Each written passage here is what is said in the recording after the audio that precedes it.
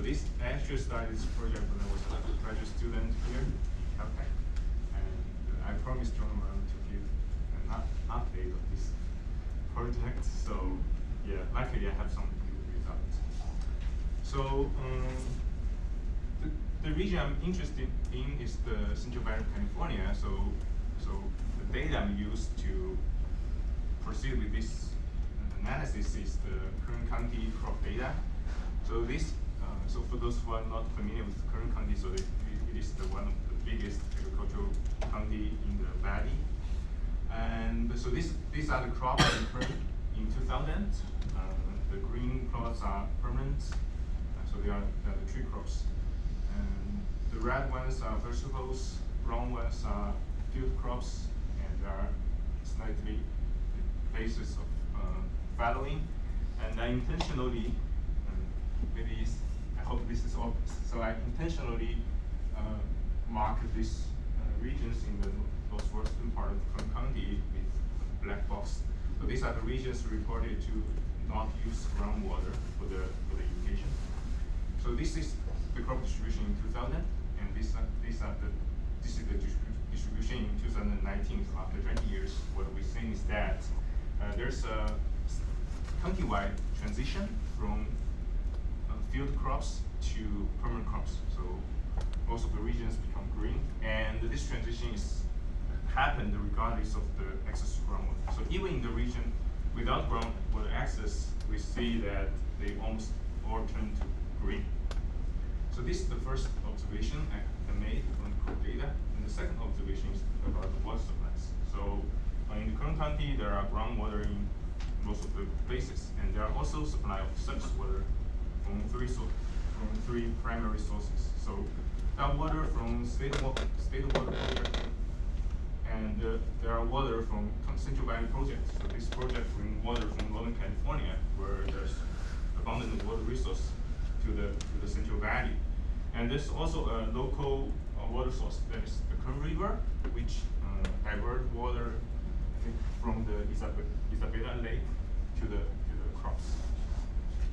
So I use different color to mark the different water districts that have access to different water sources. And what we learn is that, so most of the regions have access to certain surface water, but the more important is that the regions are interconnected by the water courses. So the red lines are aqueducts, canals, rivers that, as we can see, so there's a potential connection between water districts through these water courses. So I only draw the main courses, and as you can imagine, there are smaller ones.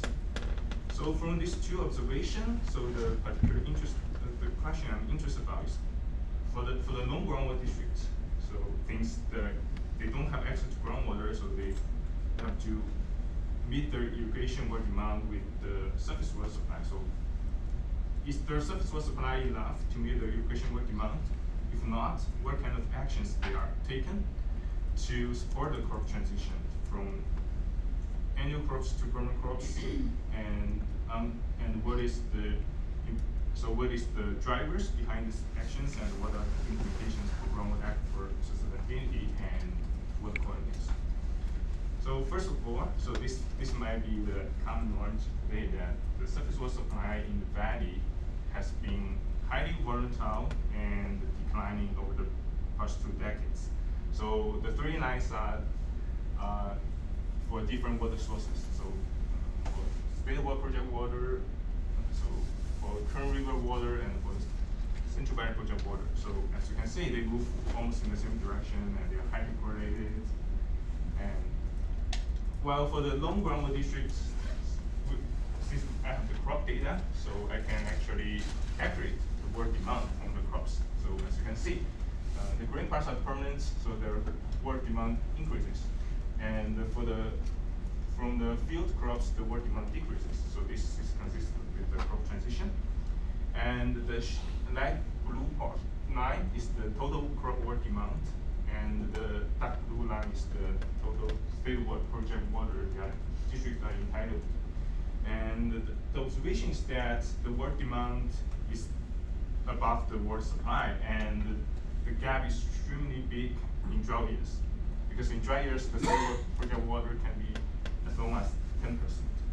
And if you look at the long-term average, the supply of water is not going to meet the demand of the crops. So that means we cannot satisfy the irrigation water demand through temporal water management. And the only solution is through cross-space water treatment. However, so unfortunately, we don't have data. So I think several of these the speakers have mentioned that we don't have water use data, and so we cannot track the water transaction between the different districts. So, but luckily, so I find this information from the USBR. So they actually published the water delivery from the Central Valley project canals to several water districts in the current country. So there are 11 or 12 districts actually take water from the Central Valley project canals, and 5 of them actually have official contract with the Central Valley project. So they are contractors, but from the data, we also see that there are other water districts, they don't have the contract, but they still take water from the canals. So they are, I call them other CVP users. So they are, what I did in this figure is that I'm trying to plot the water use and deviation from the long-term average by each water district. And so I'm going to compare the water use with the water supply conditions, which is the dotted curve. So an obvious pattern is that, so for the blue guys, the other users, they are potential buyer of water from the CVT contractors. So they use more than average water in dry years, and they use less than average water in wet years. So this pattern is quite clear, which means what districts do trade water in response to drought conditions. So in dry years, the contractors, they sell some of the water to the non-contractors. So this evidence of water trade, and then the question becomes, so what districts are not friends, right? So throughout California's history, they have engaged in non-fight conflicts of water rights. But now, why suddenly they become friends? They are happy to share water with each other. So what I learned is from the movie China. So if you guys have ever seen the movie, the city of Los Angeles is trying to buy some land from some agricultural districts and get the water exported to Los Angeles. And what they are doing now is actually very similar. So imagine that you're a farmer in some of the water districts. You want to secure your water supply by importing water from the other district. So what you can do is that you go to the other district, you buy their land. So once you have bought the land, you are powerful enough to influence the decision of that water district. So what I observe from the data is that so in this figure I'm calculating the share of land in one district that's owned by a farmer who also owns land in the other district. So I calculate this share for each water district pairs and take the average.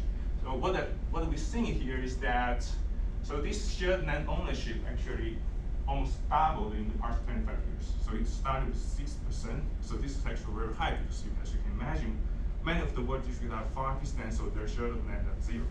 So this percentage started with 6%, and to 2021 it is 11%.